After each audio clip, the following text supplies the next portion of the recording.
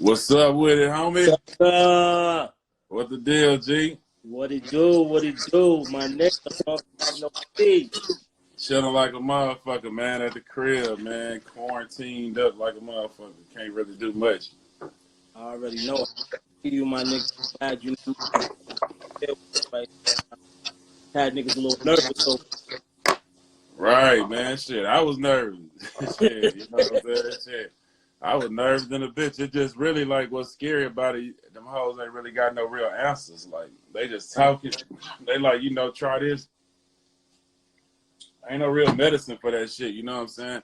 right. And then even after you like feel pain in your body and shit, you don't know what that shit fucked up or not, you know what I'm saying? How Yeah, you but now though? Everything good? I'm feeling good now, you know what I'm saying? I'm back to normal. That shit just scary, you know what I'm saying? Nah, I already know. But I'm happy, nigga. It's been a while since we smoked some shit. Virtually smoked shot now and talk out shit. Right.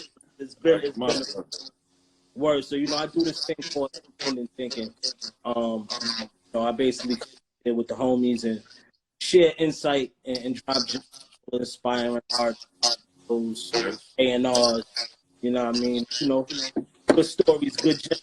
And immediately when I think of independence, Slim Thug is on this. You've been doing this for mighty long. And yeah, let me, what made you Swishahouse? What made me do what with Swishahouse?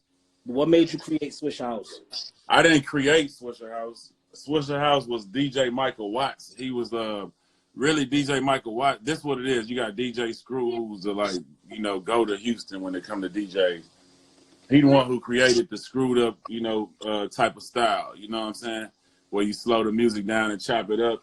And also the style of, rappers freestyling, you know what I'm saying, on tapes, like doing the little freestyles on tapes. That's pretty much, what he created. Now, that's on the south side of town. See, I'm from the north side of town. On the screw tapes, they really wasn't, messing with us over there on the north side. Watts would be chopping and screwing, you know what I'm saying? Well, not chopping and screwing. They call it just chopping and slowing down because, it's his name. But, so he was doing that without raps on it.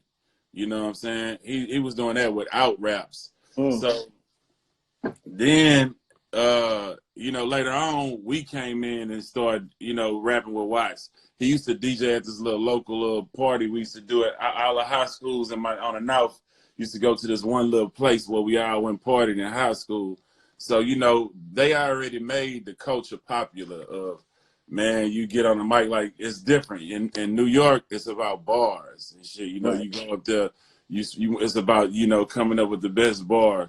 In Houston, it wasn't about so much bars. It's about just rapping about shit you doing, you know what I'm saying? And just freestyling off the top of your mind and just saying, like, I talk about I'm coming down riding slab. I got my shit with the fifth wheel and a bitch with me, like that type of shit. It wasn't necessarily, let me, drop these bars.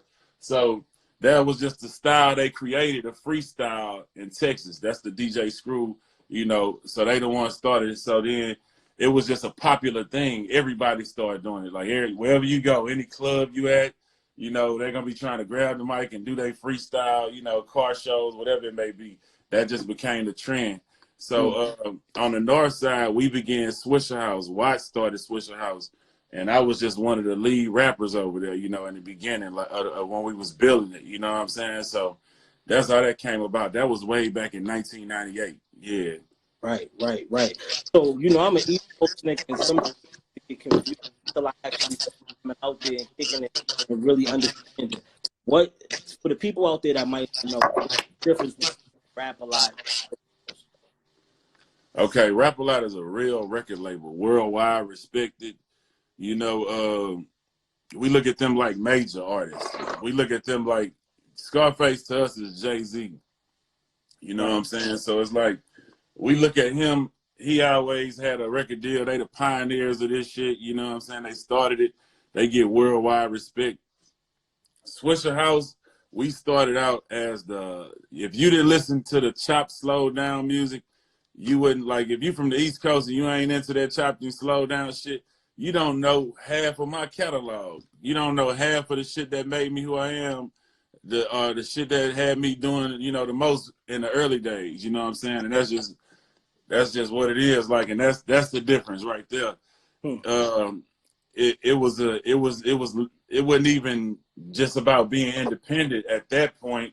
We was rapping. If you were listening to chopped and slow down music from 1998 to 03 maybe, you didn't even know who Slim Thug was. You know what I'm saying? So that's how local it or what, you know what I'm saying? That's how limited Swishahouse kind of kept it, because we really just did the chopped and screw freestyle. That was it. Like it wasn't like we really was out here putting out. I put out a few real records, like one with ESG. We had a couple of them that was an independent look. You know what I'm saying? I did one called Down South with Mad Hatter and Youngster. That was my little real independent looks. But outside of that, everything else I was doing was underground. So yeah, that's how it started, at least with Swishahouse. And then later we did They Hell Broke Loose, which was a real release. You know what I'm saying? Regular speed. You know what I'm saying? Real songs. Like when Swishahouse did what we did, it was just like we'll go 3-4 minutes on the beat just rapping. You know what I'm saying? With the shit slowed down. So it's like that's what that was. Right. So how was the north side of Houston different from the south side of Houston? It really brave states. Yeah. That was something. That's what the thing is. Like, it was about the South Side dominated Houston. You know what I'm saying? The South Side ran it. It is what it is. DJ Screw, you know, the Screwed Up Clique, they was like major artists already. Like, you know, they had the Screwed Up stuff, and then they had real albums out. You know what I'm saying? So they had stuff popping everywhere. It was already lit for them. You know what I'm saying? It wasn't even cool to be from the North Side. You know, like, so that's what my whole thing was with Swishahouse. When I started with Swishahouse, I was young at the time. When you young, it's like you damn near gang affiliated with this shit. Like, you serious about where you from. You know what I'm saying? So it's like I wasn't into Screw tapes and shit. I wasn't listening to Screw tapes because they would be dissing the North Side. They would be like, fuck them niggas all the now. So I wanted to create some shit for our side to jam with pride. You know what I'm saying? I wanted, just like a young nigga would want to. I want to put my hood on the map, you know what I'm saying, and make it cool to be where I'm from. You know what I'm saying? So that was my whole little vision from the beginning. It was like, let me make these people respect us. You know what I'm saying? Right. Can you? Is it possible going? You say what? I said, is it possible to just go platinum only in Texas? Hell yeah, it's platinum. You can go platinum in Texas. It's man, Texas is a country.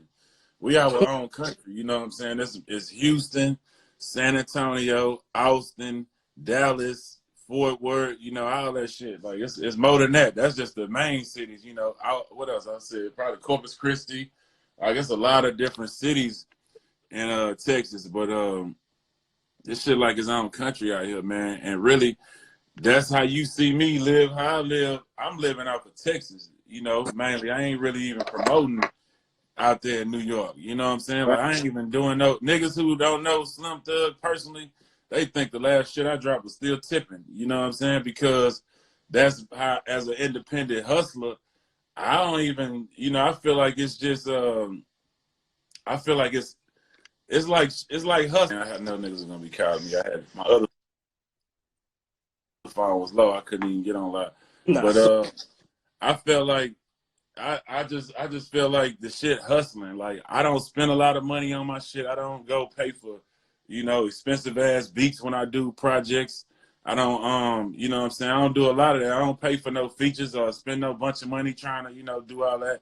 I keep my shit local. I keep it with the young Houston producers or whatever, you know what I'm saying, and rap with my friends, you know, for the most part, for two reasons. Because I'm independent, and when you keep your bills low, that's how you eat, you know what I'm saying, when you get to trying to do too much. And then at the same time, I don't look at myself as a radio type of rapper. Like, I got a deep voice. I like to talk about street shit a lot, and be cussing a lot. So it's like, I don't really aim for the radio a lot of the times. I just do shit out vibes. Like, man, I'm thinking, fuck it, let me be Sugar Daddy Slim on this project. Let me be King of the North and do the little freestyle type of shit on this project. on Thug Life, let me be serious and keep it personal. You know, it just be about vibes and doing projects, you know, with me. But I'm 39 though, so you know, I ain't even chasing charts like that. I'm just really, you know, talking to my fans, people, you know what I'm saying?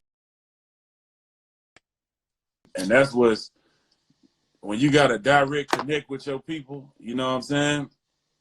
It's dangerous because you got too much power. You don't really need nobody. You know what I'm saying? Like, you ain't waiting on a motherfucker to help you do this or help you do that. You just drop that shit and talk straight to your people, and they know, you know what I'm saying, what it's gonna be. And that's the best, you know, the best way to be in this shit. That's how you can be like Ray Charles doing this shit for 100 years. You know what I'm saying? Because you ain't chart chasing. You ain't trying to sound like the new hot nigga to get on the radio. You just want to, you know, you want to drop something that's your type of vibe. You want to drop a vibe. So it's like, you know, it's fun now. I ain't gonna lie, I have fun, man. Yeah, that's what it's all about, man. Real shit. So, what was your transition to going platinum to going platinum nationally for and what was it Star Trek at the time? What was the transition? And you chopping up a little bit for me, bro. You say what was the transition? How was it to go from independent to going platinum on the major level? Yeah. Okay. And what else you said after that? I said, and what was it that you Star Trek? What about Star Trek? What drew you to work? What drew me? Okay. Yeah. Okay. So this is what it is. Like you were saying, can you go platinum in Texas? Yes. Like I said, from 98, I started rapping in 98. I was doing shows every weekend on other people's beats, you know what I'm saying, from 98 to 04, you know, and mainly, you know, it was mainly just other people's beats. So at that point, I felt like I was just going in circles and wasn't growing. You know what I'm saying? We was getting money. We had all the nice cars. Everything was good. But we kind of felt like we wasn't growing. And when you're young, you want to grow. That's why I don't knock a young man who want a record deal. Like, you know, independent is good, but some dudes just want to be a star. You know, some of these young dudes' dream is just to be a rap star, you know. So if that's their dream, that's cool too. But when I was young, I had felt like I was going in circles and I wanted to grow. So they was offering me shit, but it was like $250,000 for like 2 albums or some shit. I was like, hell no. Nah. Because they can't really see what the fuck I'm doing. Like, I'm doing nothing but chopped and screw CDs. So it's like, that shit ain't on the scans. You know, you can't really tell what the fuck I'm really doing. You know what I'm saying? But I know what I'm doing. So I know that I don't need that money because I can get that out here. You know what I'm saying? Without selling out and giving them the big portion of my bread, because I already understand how this shit works. Because I went to the CD store and bought a stack of them hoes and pressed them up myself. And you know what I'm saying? I know the value of when I drop, how much money I'm going to probably make. Because these stores going to already, you know, I had a relationship with stores. This is back when we had stores and shit. We pulled up on them in Texas. We got real relationships with everybody. We shook everybody's hands, met them people, you know what I'm saying? So at one point, it was just about, man, I got this new CD I'm dropping. Okay, send me 1,000. Okay, you know, and then it was just in the mail. It started, we pulled up on them until we developed a great relationship. So at the end of the day, that shit was the supreme of the underground shit. We was getting money, going to independent stores, getting bankrolls. So then it went to Best Buy came through with the $9.99 shit and fucked all the independent stores up in the South. Like every store couldn't compete with them prices because they was buying that bulk. They was giving them prices so motherfuckers. So that shut the whole game down for us, keeping it real on our hustle. We was going to different CD stores and having out. They shut all them down with Best Buy coming through. So that fucked us up. That was one reason why I was like, you know what? I need to change. I need to switch up now because this shit fucked up. That's why I was saying all that. Secondly, out of that, I seen the value of how much I was really making. You know what I'm saying? To where I didn't want to sign for no 200,000 because I was making that out for underground shit. So that's why I was like, and then like I say, when the shit started crashing like that, I was like, fuck it. I'm gonna see what the record label's talking about. So then I had a deal before the shit really took off, like before Still Tipping took off. I had a deal with Pharrell them. So This what happened. I was I was dating LaToya Luckett at the time. I was in the studio with her in LA. She was working on her project. She wanted me to do a verse on her project. I did a verse on her shit. Her manager was there. Nigga ain't even know I rap. So he was like, man, that was dope. You got some more shit. I played them Three Kings, you know what I'm saying, with me and T.I. and Bun. And I had some more shit because I was working on my first album. This was my first album I was finna drop, you know, back then. So he say, man, let me, sing you to my boy Jaha or James McMillan, one of the two. I don't know which one was first. And then they ran me over there to Gift and Interscope. So we went over there, chopped it up with them, and then after that, Pharrell was coming to town, so he wanted to meet with me, you know what I'm saying? So how it happened was, after we chopped it up about the deal, Pharrell pulled up in the city, played me a couple tracks, said, hey man, you know how Jimmy liked to do it. He liked to get a new artist and put him with a big producer, you know what I'm saying? That's how he liked to do it. So at that point, Pharrell played me a couple tracks. I was fucking with it. He was like, let me do a couple records with you since you going over there. And I was like, bet. So we went and started working on that. At that time, so I'm like probably, I would say probably a year, if not a year, you know, some months before Still Tipping dropped and popped. First, it was nobody fucking with the Houston sound. It wasn't going no further. You see, like I broke down, it was going on the decline because they shut all our shit down. You know, they shut down all the mom and pop stores. So our whole hustle was going away. So when that opportunity came, it made sense. You know what I'm saying? So I was like, fuck it. Let me see what they talking about.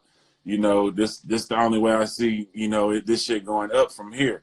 So I went and sat down. I enjoyed it. Working with Pharrell, it was amazing, man. Best album experience I ever had, you know, being around so many greats. Him putting me in plugs with like Gwen Stefani's, you know, and all this type of shit. Just, you know, put me in the mix with so many people. That was like my best experience making the album. I love fucking with Pharrell. He was a good dude, you know what I'm saying? So much game. And he produced. He you know, he really sat there and had me doing shit outside my box, you know what I'm saying? So it was a great thing. So I can't really talk down on that. And that process of it, the thing when it went bad was the people who signed me to Gift and Interscope, they no longer work for Gift and Interscope. It was a whole new system. So they put me with a new A&R when it was time for my next album. It was a new A&R. It was a whole new company, basically, a whole new other motherfucker. So it just felt like, you know, I feel like when an A&R go at his first move, you know, at a new label, he want to have something that he brought to the table, you know what I'm saying? So, like, I just felt like he ain't really understand what I was trying to do. So at the same time, I'm used to moving how I want to move, and I felt like they was giving me the runaround. So that's when it didn't, you know, make sense for me, and I'd rather just go back independent because once again, I know, you know, how this shit work. I know my value, you know what I'm saying, and I know how to move at on my own pace. So I went back, did Boss of All Bosses and shit. That was really my biggest songs ever. Thug, I Run, that was my biggest songs ever. You know what I'm saying? So this shit worked out for me, you know what I'm saying? Right. Are you the only Houston with a platinum Beyonce feature?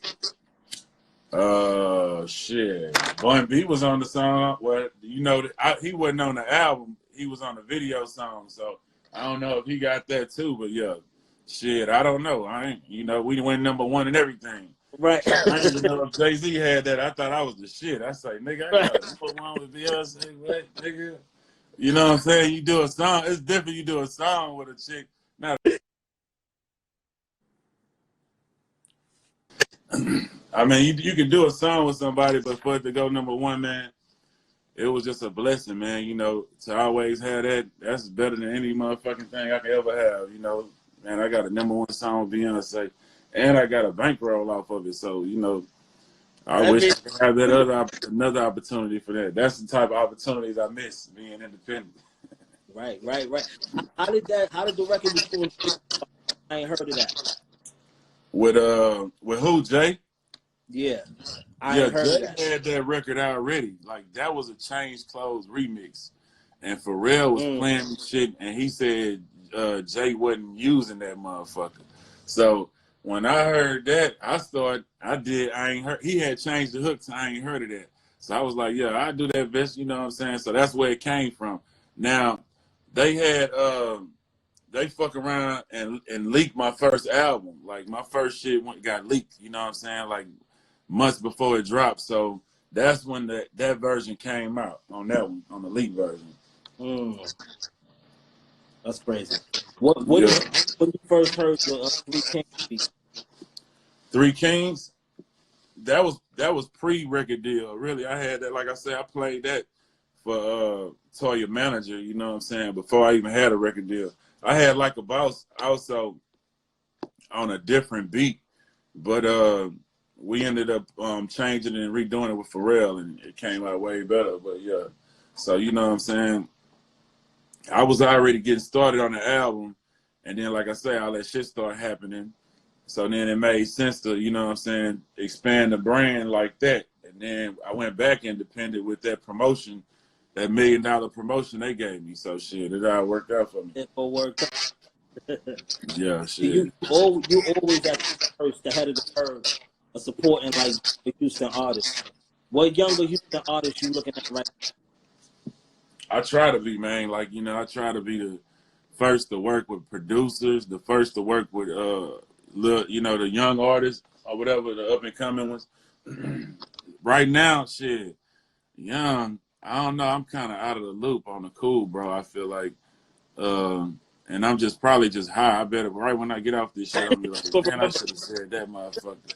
But yeah, I mean, it's the same youngsters doing their thing. Propane, South Walker, you know what I'm saying? The D-Lows, of course, doing this thing. Like, you know, so I don't know what you consider, to me at least, you know, I don't know what you consider young. Of course, we got the ghosts like Travis Scott, you know what I'm saying? Them motherfuckers, like, Houston really shining like a motherfucker on the cool. Like, we doing good right now. On the low, it seemed like niggas don't even understand how good we doing. We got motherfucking Lizzo killing shit. We got motherfucking Megan Thee Stallion killing shit, especially with that new Beyonce remix. We got Travis Scott killing shit. You know what I'm saying? So shit, it's live right here. Southstem on the hood level killing shit. You know what I'm saying? There's so many niggas, man, out here working, get money. Right. See, I already told you, you know what I mean? Niggas is independent. We gonna continue to do this until whenever. I know you just dropped up. Like, but outside of rapping, you created a YouTube page. Right. You got DJ Thug and Boss Life. Explain that. What is that? DJ Thug is just me having fun, man. I like to, you know what I'm saying, really playlist search. You know, I hunt for music every motherfucking day. Yeah, Ellie Dollar, of course. Like, that's what I'm saying. I be high for getting my best friends and shit, man. But, you know, Killer Calion just dropped some heat, too. And Zero just dropped a bad motherfucker.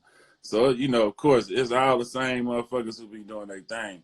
I'm high. What the fuck we was just saying before I said all that? Niggas DJ Thug and Boss Life. Oh, yeah, DJ Thugger. I just be having fun, man. I be playlists with them old schools. Like, I really started it like that. I was like, man, I want a different old school for each decade. You know what I'm saying? 50s, 60s, 70s, 80s. At the same time, I try to create a playlist for each one of them motherfuckers. All the best songs out the 60s, 70s, 80s. You know what I'm saying? So then I came and that turned into just so many new playlists a nigga trying to do. Then that turned into, man, this shit, let me stay at home and just, I like my shit chopped and slow, you know what I'm saying? So I was like, man, let me fuck with this shit, just have fun. You know, I got a little $200, $300 set up, ain't nothing crazy or nothing. So I ain't, you know, I'm just at the crib, just having fun, man, on the cool, bro. Right. That shit has been fun. Now, you know, independent. Is it true that Boss Life is building homes for less fortunate? Right. We built the whole. This what it was. That started with they gave me my own day out here. That's hard. So back in the day, it kind of counted. Now it's like they get everybody a motherfucking day, so it ain't really nothing. But they gave me a date. We got with the city, with the mayor, and I'm like, what can we do to give back? We was doing hood shit, feeding the hood, giving out toys in the hood and shit. But we got with the mayor. We got some Laurel lots. That's where it's in lots nobody gave a fuck about, basically. we found some together. We ended up building a community of houses, brand new, low income homes. You know what I'm saying? Just to make the, you know, neighborhood look nice. It was just something cool to do. You know what I'm saying? Go back, buy your block back, make it look nice. Right. A lady lost her house to her. Well, really, we did a contest on another thing. Me and Justin, the lawyer out of Dallas, we got with them. Boss Life and him got together. Boss Life Construction and got with him together, and we went and bought a house and we redid it and gave it to somebody who lost their home in a hurricane. You know what I'm saying? We gave it to a family, just paid out. You know what I'm saying? Just, you know, so we just been doing stuff like that with the company, pretty much, and little flips here and there. You said what you say? And little flips, you know what I'm saying? Flips in the hood, you know, flipping up, you know, just fixing up houses and just, you know what I'm saying, renting them out or selling them. Right. You plan on taking the concept outside of Houston? Man, not really. We ain't really take that shit out of our neighborhood yet. You know what I'm saying? Like, we just jumping into this shit, you know, and then that's a lot of work. Right. But yeah, we want to get there one day, but on the cool, we just not getting, you know, our feet wet in the game. We need to take over Houston before we can, you know, leave the city. We just like to be hands-on with a lot of that shit we doing too. You know, it's hard to watch shit when you out of town. So, you know, we just try to focus on where we at for now. Right. I feel like the last time I seen you was in the crib. I think it was me, Wiz, and we were shooting a video. Oh, yeah. Taking jackets, and I almost got in the bathroom fucking with Wiz. We was at the LA crib, huh? Yeah, I got a picture of that shit somewhere, bro. That was a hell of a night, man. That was a hell of a fucking night. Hell yeah, man. It be crazy that I be knowing so many niggas. Like, I was like, man, that's crazy, fool. Like, I don't even see nobody hardly. It be, you know, motherfuckers just be, because I be so stuck at the crib. I be looking back at pictures like, man, I act like I ain't even know this nigga. We done did all kind of shit together. That shit be crazy. That shit is crazy. Yo, what advice would you give anybody want to come up and executives trying to get into the culture? What advice would you give? A&R trying to get in the culture and a young rapper trying to get in the game. Mm-hmm. A young rapper, man, just try to put content out, build your buzz up as much as you can, and develop some type of fan base through social media first. You know what I'm saying? Or SoundCloud or whatever it may be. Put content out.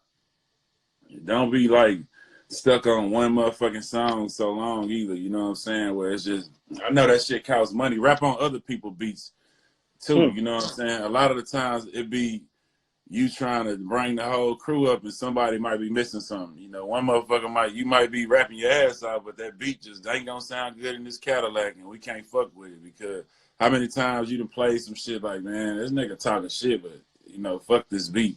You know, so you just limiting yourself on a lot of that shit. Like, so it's good to rap on beats that's already proven. You know what I'm saying? Because that way, you know, you can really showcase your talent on that.